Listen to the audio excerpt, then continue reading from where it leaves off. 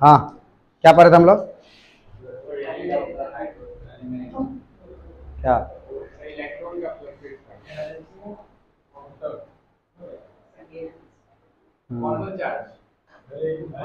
पढ़ के आता है तो मार खा जाएगा सीधा। क्लास आता था पढ़ के आया कर। हाँ सुन, वो नहीं है, वो लड़का जाता है, अतुल नाम था उसका। नहीं, वो पढ़ता था ठीक ठाक, जो सवाल वाल पूछते रहता था।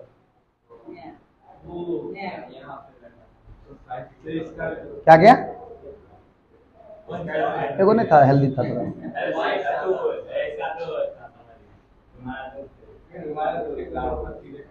हम पूछ क्या रहे हैं? आज आया था बाकी जगह की नहीं, कल तो भी सोच रहा है यहाँ वीडियो देख लिया। ठीक है बात है, चलो देखो। तो केमिकल बॉन्डिंग में हम लोग आज पढ़ रहे थे ओवरलैपिंग वाला। जैसे बोलते हैं कि समझो, हाँ, सिग्मा बॉन्ड पाई बॉन्ड है ना, sigma bond and pi bond. Sigma bond कैसे बनता है? मतलब अगर दो ऑर्बिटल्स ओवरलैप कर रहे हैं, ठीक है, तो कैसे ओवरलैपिंग से? हेड टू हेड ओवरलैपिंग से क्या बनता है? Sigma bond. समझो, जो एस ऑर्बिटल है, एस ऑर्बिटल, ठीक है, ये एस ऑर्बिटल स्फेरिकल है, शेप का है। इसका शेप क्या है? स्फेरिकल। तो कहीं से भी दूसरा ऑर्बिटल इससे अगर ओवरलैप करना चाह रहा है तो कैसा ओवरलैप होगा इसके साथ? हेड टू हेड ओवरलैप होगा, क्योंकि इसका तो हेड सब जगह तो हेड है इसका। इसमें क्या बोलेगा कि कौन सा साइड इसका लेटरल साइड है और कौन सा हेड टू हेड साइड है? तो डी का भी तो यही स्ट्रक्चर है ना। आ रहा बात समझ में? वैसे एक बात तुम गौर नहीं करते हो, जनरली होता क्या है, डी कभी भी भाग लेगा ही नहीं बॉन्डिंग में। नॉर्मल अगर वैलेंस बॉन्ड थ्योरी से सोचो तो यही सब तो बात है। कैसे? क्योंकि डी कब भरता है? जब बाहर वाला, तो वैलेंस इलेक्ट्रॉन कहते किसको? समझ में आ रहा बात? अब इससे भी तुमको समझ में आया कि हाइब्रिडेशन का कॉन्सेप्ट आया क्यों, है ना। जैसे अगर किसी में 5-5 बॉन्ड बन रहे हैं, ठीक है, अच्छा बात है कि इंटरनल डी में फीलिंग होता है इलेक्ट्रॉन का, 3d 4s। अगर हम बात करें तो 4s वाला जो है पहले भरेगा, फिर 3d भरेगा, लेकिन वैलेंस इलेक्ट्रॉन कौन कहलाएगा? समझ में आ रहा बात? तो इसका वाला भी यूज हो सकता है। ऑन किए कि नहीं रिकॉर्डिंग? हाँ, तो तबीयत नहीं सही था, लोग सोच रहे थे बंद करने का, लेकिन सोचे कि नहीं, आके तो कुछ बता देगा। स्कूल मतलब? अच्छा, मत देखो, इसे देखो एक बार, कितना सुंदर फूल बनाया हूँ मैं, है ना। रात में बहुत लेट से इसलिए देखो। एस तो ऑर्बिटल का 3d है और ये 4s है। लास्ट वाला जो ऑर्बिटल है ये 4s जो है, तो 4s भाग तो लेगा वैलेंस इलेक्ट्रॉन ही। समझ में आ रहा बात? और यहाँ 3d और इलेक्ट्रॉन भर रहा है किसमें? 3d में। बॉन्डिंग करने के लिए भाग कौन लेगा? Last electron. और पर इलेक्ट्रॉन लास्ट में भर किस में रहा? समझ में आ रहा बात? तो ये कहानी भी है कि ऐसा नहीं है, बहुत जगह इसका भी डी जो है बॉन्डिंग में भाग लेता है, जिसको कोऑर्डिनेशन कंपाउंड में चैप्टर में पढ़ेंगे। इनर ऑर्बिटल कॉम्प्लेक्स और outer orbital complex. Inner orbital मतलब लास्ट ऑर्बिट से पहले वाला ऑर्बिट का चीज किसमें भाग ले रहा है? बॉन्ड बनाने में। और अच्छा, अब बात आ रहा है कि कौन, देखो नॉर्मल ऑर्बिटल कॉन्सेप्ट पे कि हेड टू हेड ओवरलैप को पाइप क्या बोलते हैं? Sigma bond. समझ में आ रहा बात? थोड़ा सा दिक्कत हो रहा था। दिक्कत क्या हो रहा था? थोड़ा सा क्या दिक्कत था? तुम जो बात पूछो वही दिक्कत वाला बात है कि अगर मान लीजिए PCl5 का एग्जाम्पल ले लीजिए, PCl5 का एग्जाम्पल लीजिए, तो इसमें ऑफिशियली तो इसके पास 3 ही अनपेयर्ड इलेक्ट्रॉन होते हैं। कितना अनपेयर्ड इलेक्ट्रॉन है? 3। आ रहा बात समझ में? 2 और 3, कैसे बैठ? 2 और 3, 5 बॉन्ड कैसे बनेगा? क्योंकि हम बताए हुए हैं बॉन्ड तभी बनता है जितना अनपेयर्ड इलेक्ट्रॉन होगा। तो हम बताए तो किसमें इसको शिफ्ट करता है? अच्छा चलो, इतना बात तो सब पढ़ लिया है ना। अच्छा, इतना बात तो सब पढ़ लिया कि कहानी क्या 2 3। अब बात क्या पढ़ा? कि यहाँ से इसको क्या करेंगे, शिफ्ट कर देंगे, इसको यहाँ से शिफ्ट कर देंगे। समझ में आ रहा बात? तो शिफ्ट अगर कर देंगे, आप चलो ठीक है, इतना बात पढ़ लिया, 5 गो अनपेयर्ड हो गया, 5 गो बॉन्ड बन गया, इतना मामला ठीक है। लेकिन एक कहानी देखो, ई एस है, ये वाला पी है 3 ठो, अभी ऐसे ही बना देते हैं जान करके, और ये डी है। एक के को बनाओ, देखो थोड़ा सा दर्दनाक कहानी है, एक को बनेगा ऐसा, इससे ओवरलैपिंग कैसे तुमको समझ में आएगा। अच्छा चलो ठीक है, किससे ई किसका है, फास्फोरस का है, और क्लोरीन का थोड़ा सा देखो, लास्ट ऑर्बिट का इलेक्ट्रॉन किसमें रहता है, 4s 17 है ना, 3s2 3p5, हाँ इसका p में है। समझ में आ रहा बात? तो इस p का 5 गो जो अपना ओवरलैप करेगा, किससे करेगा, p है, तो p में 5 गो इलेक्ट्रॉन है, एगो बाकी है, तो वही वाला मैं बॉन्ड बनाएगा, एगो जहां पे अनपेयर्ड इसमें, उसी लिए एक इलेक्ट्रॉन चाहिए होता है इसको। अरे p में 5 गो होगा, 1 2 3 4 5, इसका भी p तो ऐसा ही होगा मेरे भाई, उसका p कैसा होगा, ठीक है, तो p ऑर्बिटल वैसा होगा। इसी का ना मतलब 2 इलेक्ट्रॉन है, इसका क्या मतलब है, 2 इलेक्ट्रॉन। अब इतना मामला ठीक है। अब ये ओवरलैप किससे करेगा, समझो, अगर तुम ये कहानी सुना रहे हो किसी को कि ये आ गया इसमें, तो समझो उसका एगो पी पहले ही एस से ओवरलैप करेगा। अगर ये कहानी सुना रहे हो तो 3 गो पी से करेगा, तो 4 बाउंड बना, एगो डी से करेगा। बात समझ रहे हैं? थोड़ा सा सोचना भी टफ हो जाता है कि पी का डी से ओवरलैप कैसे होगा। पी का पी से तो ठीक है, आ रहा बात समझ में, पी का डी से ओवरलैप कैसे होगा, ये आपस में, क्योंकि ये स्पेस कैसा है, ये स्पेस कैसा है, और इधर से एगो आ रहा है, कहां से बॉन्डिंग करेगा, समझा बात, समझा बात? नहीं समझ ही नहीं आ रहा है, क्यों कैसे समझ में आ रहा बात, ओवरलैप का जो कॉन्सेप्ट है। इसीलिए जनरली ध्यान, एक बात ध्यान रखना, जो ओवरलैप तुमको बताया जाएगा यहाँ पे वो एस पी के बीच वाला ही होगा। एस पी मतलब S S, S P P P, किसके बीच में, एस और पी के बीच में। तो क्या क्या हो सकता है, एक का एस दूसरे का भी एस है, एक का एस दूसरे का पी है, या इसका पी उसका पी है। समझ में आ रहा है? तो तीन ही प्रकार बनेगा, S S overlap, S P overlap और पी पी ओवरलैप। वही ना बात हुआ, एस पी और पी एस में क्या मतलब हुआ, सुनो, नहीं, मैं क्या बता रहा हूं, पहले इस बात को समझो। मैं बता रहा हूं कि अगर वैलेंस बॉन्ड के थ्योरी के हिसाब से, वैलेंस बॉन्ड वाला कहानी जो है उसको उसमें कुछ नया नहीं जोड़ के बताया जाए तो थोड़ा सा कंफ्यूजिंग बातें आएंगी कि इस तीनों का तो चलो बता भी दिया, इसका क्या होगा, इसमें इलेक्ट्रॉन की हेड टू हेड, इतना मामला ठीक है।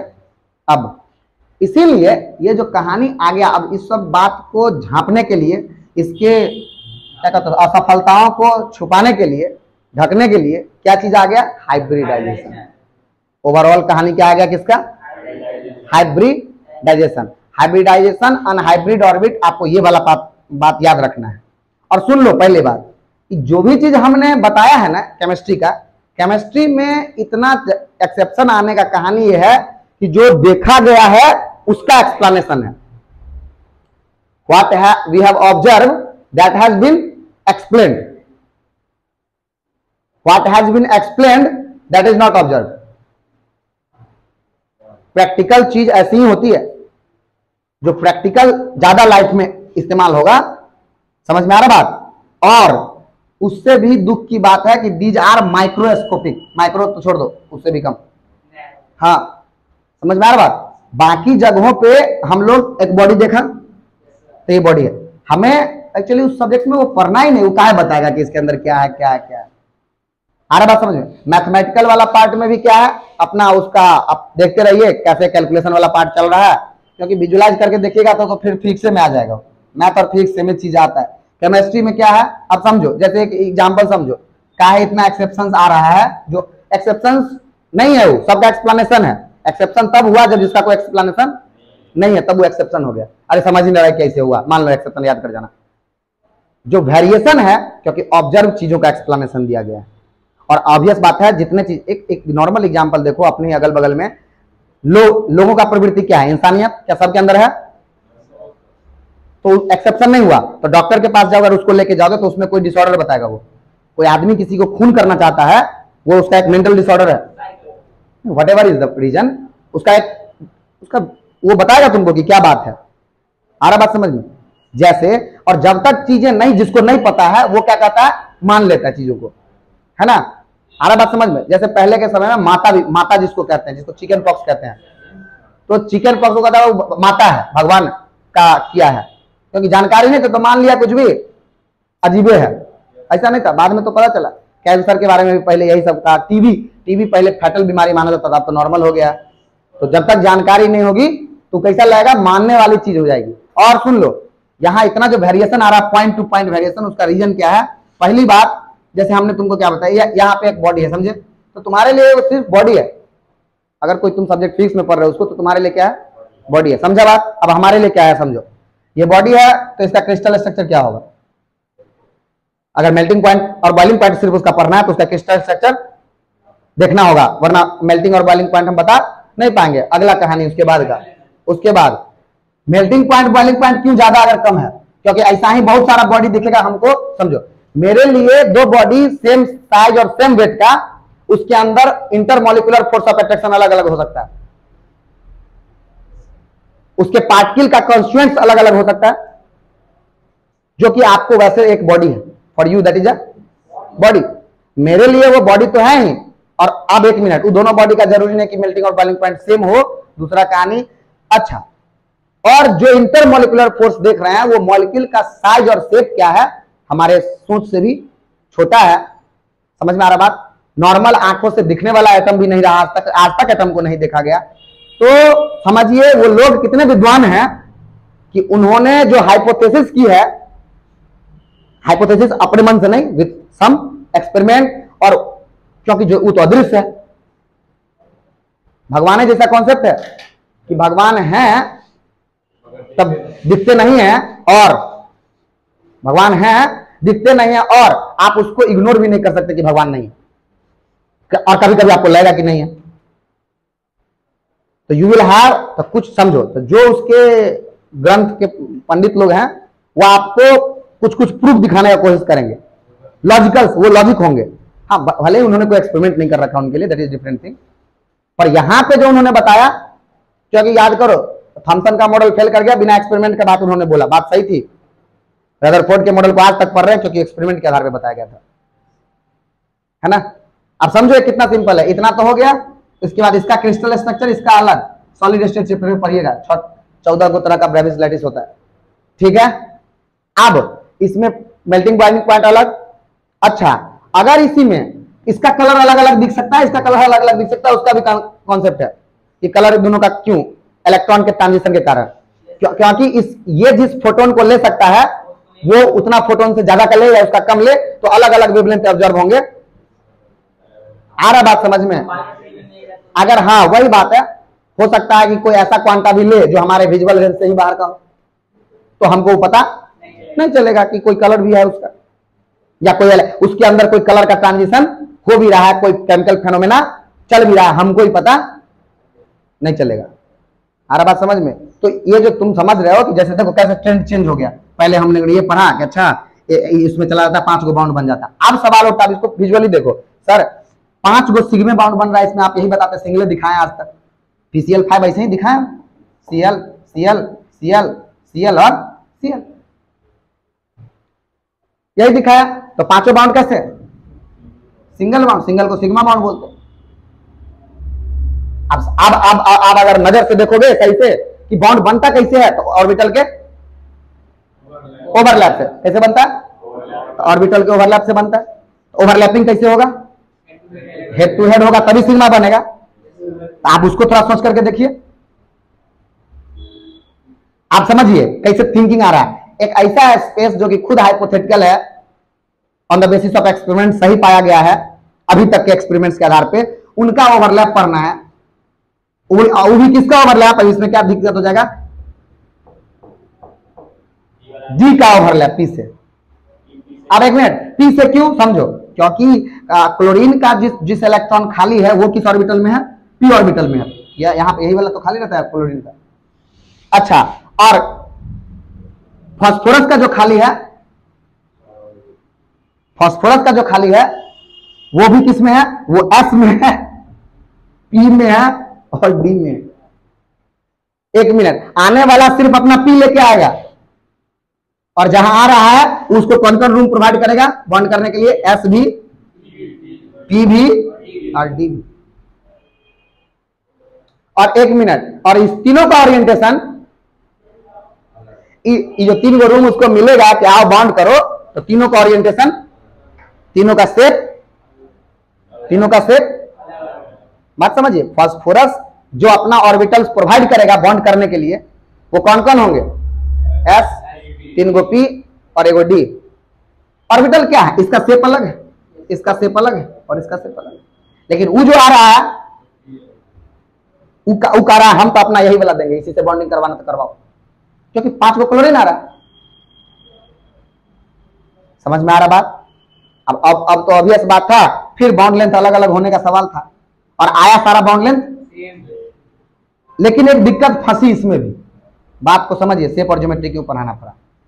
इसमें बॉन्ड लेंथ थोड़ा थोड़ा अलग आया।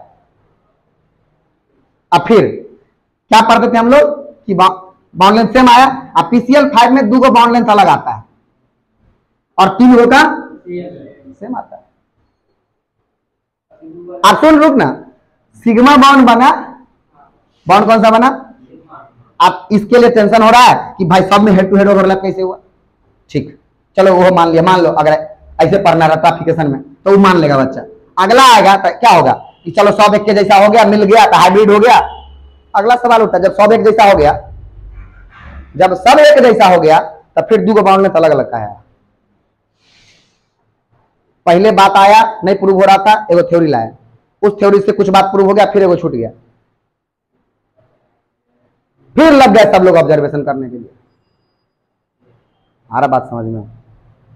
कॉन्सेप्ट बहुत ज्यादा है, समझ में आ रहा बात? नहीं तो आपको पहले बता दें, याद रखिएगा, हम बार बार ये सब चीज रिपीट कर देते हैं। कहना कि आईआईटी के लिए पढ़ेंगे, आप पढ़ लेना, ये दोनों में बहुत का अंतर होता है। हम लोग भी पढ़े हुए हैं, इसीलिए हम लोग को पता है। समझ में आ रहा बात?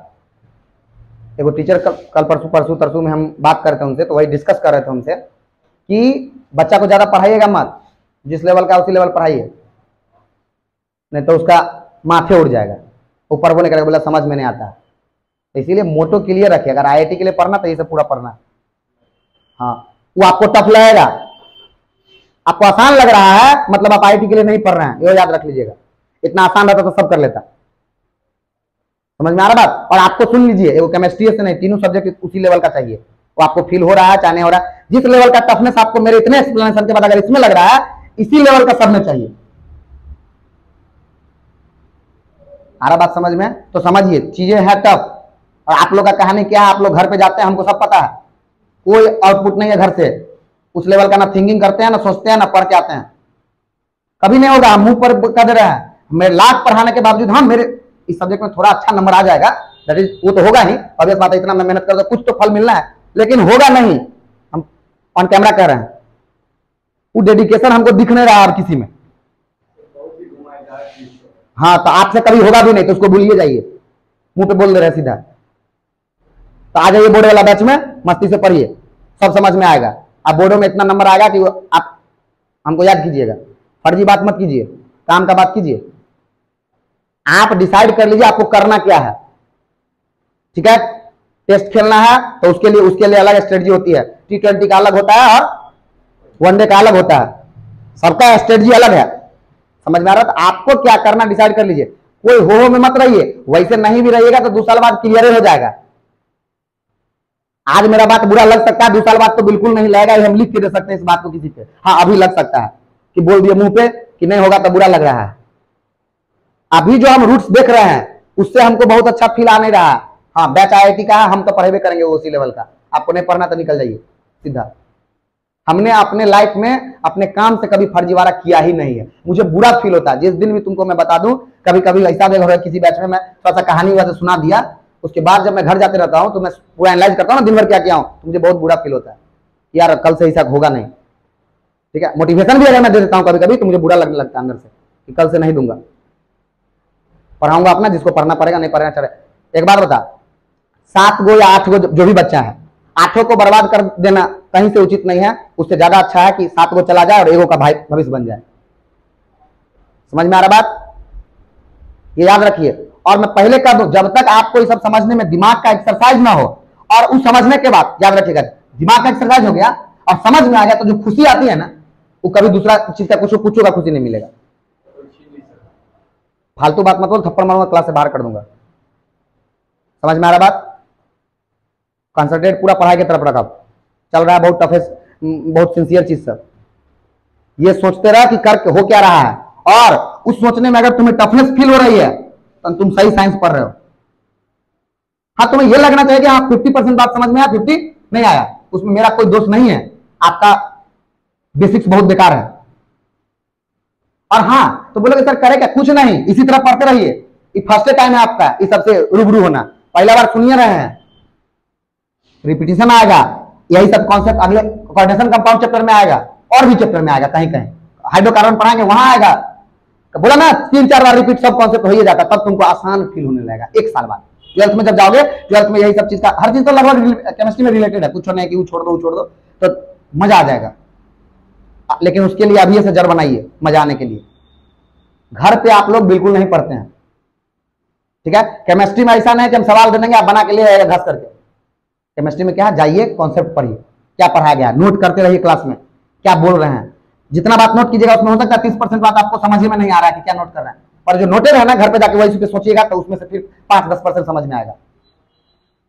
हम कुछ नहीं कर सकते हैं, हम पढ़ाएंगे तो यही पढ़ाएंगे, और नहीं तो बिहार बोर्ड अभी जो बैच है अगला उसमें चेक कर लीजिए। हाँ, खत्म कर दिया केमिकल बॉन्डिंग, एक के दिन में श्रोडिंगर इक्वेशन लिखा दिया 45 मिनट के क्लास में। हुन्स रूल, अबो प्रिंसिपल, ये मैक्सिमम मल्टीप्लिसिटी वाला हुन्स रूल, हो गया, बात खत्म। कॉलेज एक्सपीरियंस प्रिंसिपल लिखा करके बता दिया ऐसे होता है, ऐसे होता है, इसमें तुम्हारे समझ की बाहर की बात है, बात खत्म।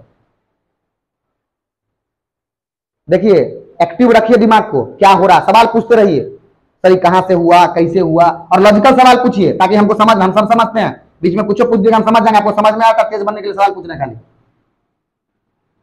लॉजिक वाला बात आप पूछे ना कि ये वाला कैसे ओवरलैप होगा, हमको पता है, आपको पता है डी का शेप कैसा होता है और ये पी का है, तो यहाँ पे तो एक ऑर्बिटल है, 2 इलेक्ट्रॉन, और इससे कैसे ओवरलैप करेगा? हेड टू हेड किससे करेगा? इससे करेगा, इससे करेगा, इससे करेगा, इससे करेगा। समझ में आ रहा बात? और ये एक ही ऑर्बिटल है, this is 1 orbital not 4 orbital. P में 2 इलेक्ट्रॉन जो है वो ऐसे वाले हैं, इसको तुम मान सकते हो 1 इलेक्ट्रॉन और इसको 1 इलेक्ट्रॉन, पर यहां ऐसा नहीं है, ये पूरा 1 इलेक्ट्रॉन होगा और ये पूरा 1 इलेक्ट्रॉन अगर मानोगे तो this is 1 b, this is एक डी ऑर्बिटल है, जैसे जिसको तुम पी को भी ऐसे बनाते हो और डी को भी ऐसे बनाते हो, शेप इज डिफरेंट। आ रहा बात समझ में? तो अभी से सही सही बात देंगे 100%, तो आप सब उसमें से 20%, 30%, 40%, जिसका जिसका कैपेसिटी रिटर्न रहेगा, हम ही 50% बताएंगे तो उसमें से कितना रिटर्न होगा? हम छोड़ दे, छांट दे बातों को। समझ में आ रहा बात? ये है अच्छा चीज है, बोला तो chemical bonding one of the, ठीक है। अब क्या है, यहां तक तो ठीक था, रटने में आसानी है क्या? 5 गो ऑर्बिटल अनपेयर्ड है सर, 5 गो बॉन्ड बन जाएगा। बाबू रे बनेगा कैसे? सबका शेप अलग अलग ना है, थोड़ा सोचो ना। अब वही सोचना तो है जो हम तुमको बताएंगे, ओवरलैप। हम क्या बता रहे हैं? वही थिंकिंग वाला पार्ट जिसको क्या कहते हैं, ओवरलैप, और वही बुक भी बताया है ओवरलैप। हम वही इसीलिए कॉन्सेप्ट से जोड़ रहे बात हो। क्या यहां तक तो तू सोच लिया कि 5 गो ऑर्बिटल खाली है तो 5 गो बॉन्ड बन जाएगा। अब ये सोच कि फास्फोरस का एगो एस में है खाली 3 गो और एगो, और ओवरलैप किससे करना है? क्लोरीन से, जिसका कहां खाली है? पी में। यही सोचिए। अब तो ऑब्वियसली आपके दिमाग में आएगा कि आप तो अलग अलग प्रकार का ओवरलैप होगा। जब पी का एस से ओवरलैप होगा वो अलग प्रकार का होगा, पी का पी से ओवरलैप होगा वो अलग प्रकार का होगा, और पी का डी से ओवरलैप होगा। समझ में आ रहा बात? इतना मामला ठीक था। यही बात था कार्बन में भी, CH4 वाला कहानी याद कीजिए। हाइड्रोजन क्या लेके आ रहा था? एस, और कार्बन के पास कौन सा ऑर्बिटल खाली थे? एस में 2 गो था, पी में यही ना, अरे 2 गो था, P2 था। अरे कार्बन का क्या होता है? S2H2 2p2 2s2 2p2। तो s में दूगो था, p में दूगो था, एगो अनपेयर्ड होकर कहाँ चला गया। अब सुन, ये अनपेयर्डो वाला कहानी कहाँ बताए हम लोग, उसका भी कहानी दर्दनाक है। ये अनपेयर्ड कर लिया, एक्साइटेड स्टेट कहते हैं इसको। कौन सा स्टेट कॉन्फ़िगरेशन कहते हैं, एक्साइटेड स्टेट। और एक और बात समझिए यहां से ही, जब भी आप एक्साइट कीजिएगा तो आपको क्या लगेगा, एनर्जी। एस से पी में भेज रहे हैं, एस से ज्यादा एनर्जी किसका, पी का। अब सर तो वो एटम ऐसा करेगा, कहे एक्साइट क्या करेगा, उसको तो खर्चा लग रहा है, घर से पैसा। हाँ काहे, ताकि जितना अनपेयर्ड करेंगे, भगवान का वरदान है, उतना बॉन्ड बनेगा, और जितना बॉन्ड बनेगा उतना एनर्जी, और एनर्जी रिलीज होने से केमिकल कंपाउंड क्या होता है, स्टेबल। समझ में आ रहा बात। वो बात उस समय नहीं बताया, नया नया मैं कैसे इतना बात बता देता कि काहे किया। इहो सोचना आप ही को है कि सर वो जब नहीं मैं सोचा था यहां से कुदवा दिया तो तू भी कुदवा देता था। एक इलेक्ट्रॉन जंप करके उसमें चला गया, सर वो एस का इलेक्ट्रॉन है, एस न्यूक्लियस से स्फेरिकल रहता है, थोड़ा सा क्लोज भी है, अट्रैक्शन ज्यादा होगा। पी थोड़ा दूर होगा, अट्रैक्शन कम होगा। तो ज्यादा अट्रैक्शन वाले में से कम अट्रैक्शन वाले में जाना चाहते हैं तो इसका अट्रैक्शन तोड़ के जाएंगे, वो हमको खींच रहा है जोर से। समझ में आ रहा बात। अब सोच रहा है कि वहां चल जाएंगे तो उसका फोर्स कम हो जाएगा। पहले तो इसको ओवरकम करना पड़ेगा। ओवरकम करके कहां जाए, अगला में जाएंगे। उसके लिए तो एनर्जी चाहिए कि नहीं चाहिए, अपने मन से हो जाएगा, सपना आएगा हमको रात में। अब वो काहे खर्चा करता है ऐसा एनर्जी, यही कहानी समझिए, यही कहानी। अब आता है इनर्ट पेयर इफेक्ट वाला में, कि ये एक्साइटेड नहीं कर पाता है, तब नहीं। हाँ नहीं इनर्ट पेयर वाला में, इसी का जो नीचे वाला मेंबर सब है, याद कीजिए, उसका वो अपना इलेक्ट्रॉन को एक्साइट, इसीलिए ये लोग +4 ऑक्सीडेशन स्टेट शो करते हैं, वो लोग +2। काहे नहीं कर पाता है, एक और रीजन है, समझिए। एक्साइट करेगा तो पहले तो फोर्स ज्यादा लग रहा है, दूसरा नीचे वाले का साइज बड़ा होगा, तो जो एनायन आएगा इलेक्ट्रॉन खींचने वाला वो थोड़ा दूरी पे रहेगा। अरे भाई हमारा इतना बड़ा साइज है तो वही तो नहीं खींचना चाहेगा। समझ में आ रहा बात। थोड़ा सा दूर है हमसे तो अच्छा बाउंड्री नहीं बनेगा, तो एनर्जी उतना अच्छा रिलीज नहीं होगा। तो सोच रहा है कि जितना का लागत है दुइयों को बाउंड बना लेंगे या चारों को बाउंड बना लेंगे तो उतना हमको लागत से ज्यादा मतलब प्रॉफिट आएगा ही नहीं। तो इसलिए क्या कर रहा है वहां पे, इसीलिए दुइयों को बाउंड बनाता है। एक्सेप्शन नहीं है, एक्सेप्शन का है पूरा तक कॉन्सेप्ट नीचे नीचे जाके चेंज होता चला गया। माइक्रोस्कोपी लेवल पे कॉन्सेप्ट धीरे धीरे चेंज होने लगा। समझा बात। तो तुम नहीं सोचता, यही तो कह रहा है कि इसीलिए नोट करते चल रहा करो, तभी एक्टिवनेस है। बहुत बात ऐसा बोलेंगे जो लिखवा नहीं सकते, बस वो अभी ओवरलैप करके दिखा देंगे ठीक ठाक से, बोलेंगे ये वाला S2S है, ये अगला SP है, अगला PP है, हो गया बात खत्म। हम इतनी ज्यादा क्या कर सकते हैं, पर कहानी पूरा यही है। ठीक है। अब समझो, शेप और ज्योमेट्री पढ़ने की नौबत आ गई, इसके बाद वेस्पर थ्योरी पढ़ना है। का है वही बात। देखो सर हाइब्रिडेशन तक तो ठीक था, क्या कि पांचों मिल गया, एक जैसा ऑर्बिटल बन गया, और उसमें क्या करके पी आया तो एक जैसा बॉन्ड बनेगा। यहाँ पे फिर मैटर बदल गया। कहां पांचों मिलवा दिए, इसका कॉन्सेप्ट वही है कि हाइब्रिडेशन हुआ है। ये भी पढ़ना है इसके बारे में, PCl5 के बारे में। क्या पढ़ना, क्या हुआ, झंझट है लेकिन। तो सर हाइब्रिडेशन हुआ है तो बाउंड लेंथ का प्रॉब्लम सॉल्व हो जाना चाहिए। सारा बाउंड लेंथ क्या होना चाहिए, इक्वल। यहाँ आप बोल रहे हैं फिर से कि दोनों बाउंड लेंथ, दो बाउंड लेंथ अलग अलग होगा और 3 गो सेम होगा। ई कहा आया, इसके बारे में पढ़ना है। अब सुनो, हुआ क्या कि इसमें 5 गो सिंगलो बाउंड देखा गया, तो वह बात प्रूव करना था। और 2 गो बाउंडो लेंथ का अंतर था, फिर से प्रूव करना था। तो ऑब्वियस बात है कुछ तो बातें आएंगी, कुछ तो रिसर्च होगा। उसी से आया कौन सा theory, VSEPR theory, valence shell electron pair repulsion theory. तब VVT पढ़ेंगे, हाइब्रिडेशन पढ़ेंगे, फिर क्या पढ़ेंगे, विस्पर थ्योरी पढ़ेंगे, वैलेंस शेल इलेक्ट्रॉन पेयर। अच्छा इतना ही नहीं, PCl5 का सॉलिड स्टेट का अलग कहानी है, और सॉलिड स्टेट में बॉन्ड लेंथ और बॉन्ड एंगल का अलग कहानी हो जाता है, और गैसियस स्टेट में अलग होगा नहीं। सॉलिड स्टेट में चिपका हुआ है सबसे, तो हर एक आयंस का इन्फ्लुएंस है उस पर। और गैसियस स्टेट में अकेला इंडिविजुअल। बात समझ रहे? उसी प्रकार का बात हो गया इंस्टीट्यूट और इंडिविजुअल कोचिंग। इंडिविजुअल में सब अपने अपने तरीके से पढ़ा रहे हैं, इंस्टीट्यूट में सबको एक ही तरीके से पढ़ाना है, सब्जेक्ट कोई सा भी हो। तरीका मतलब एक एक फ्लो, वही प्रोसेस, वही टाइम। आ रहा बात समझ में? इंस्टीट्यूट और इंडिविजुअल वही बात है, क्योंकि इंडिविजुअल है तो किसी का इन्फ्लुएंस तो चेंज तो होगा ही और ऊपरना भी है। इतना मामला सही है? इतना में कोई दिक्कत कि कहानी क्या हम लोग को पढ़ना है? देखो पीसीएल 5 मैंने एग्जांपल के तौर पे लिया, बहुत सारा एग्जांपल हो सकता है, तो हम समझ में आ रहा बात। तो वैलेंस बॉन्ड थ्योरी में था क्या ओवरऑल? कोई पूछेगा वैलेंस बॉन्ड थ्योरी क्या, तो क्या बताओगे? वैलेंस बॉन्ड थ्योरी क्या बताता है कि बॉन्ड बनता है। बॉन्ड किससे बनता है? ऑर्बिटल्स के ओवरलैपिंग से। उसमें जो कुछ दिक्कतें आई उसको किसने सही किया? थोड़ा सा हाइब्रिडाइजेशन ने। और उसमें भी जो दिक्कत आई उसको किसने सही किया? ये फ्लो आपको याद रहना चाहिए कि कहां कहां दिक्कत आया। ठीक है, समझ में आ रहा बात? ये दिक्कत हमको ध्यान रखना। ठीक है मामला। अब एक बात सुनना, अब क्या हुआ, क्योंकि हमको हाइब्रिडेशन डिफाइन करना पड़ा, तो बहुत जगह हाइब्रिडेशन का जरूरी नहीं भी है, फिर भी हमको बताना पड़ता है कि हाइब्रिडेशन हुआ है।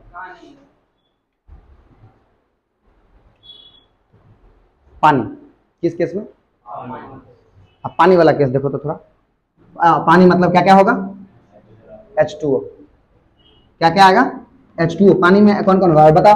हाइड्रोजन का कौन सा ऑर्बिटल्स आएगा और ऑक्सीजन का कौन सा आएगा? ऑक्सीजन का कौन सा आएगा? ऑक्सीजन का इलेक्ट्रॉनिक कन्फिगरेशन लिख, देख किसमें खाली है। ऑक्सीजन का लिख ना 1s2 वाला।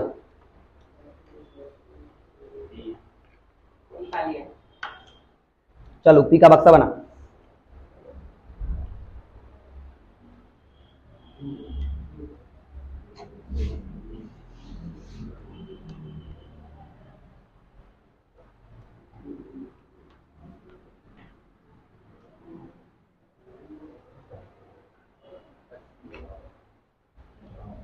हाँ देख, पानी का देख, ऑक्सीजन का सही बनाया होगा। इसमें क्या है?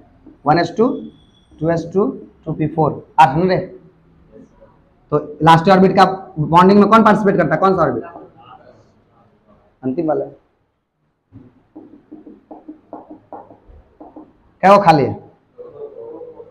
इसमें कौन कौन आएगा? हाइड्रोजन का एस, ये ना, और हाइड्रोजन का एस। ठीक है, इतना में कोई दिक्कत? तो सुन लो,